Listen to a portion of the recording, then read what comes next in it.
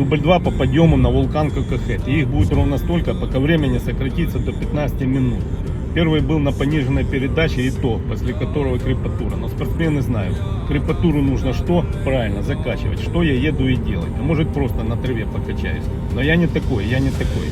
Дальше будем ускоряться, но медленно, потому что мне в душе только 18, а в душе уже все 25. Начинаю подъем на этот вулкан, вот с чего он начинается. Вот, начало лестницы. И вот он, видите, он сюда идет. Нам надо добраться вон в ту точку, самую верхнюю.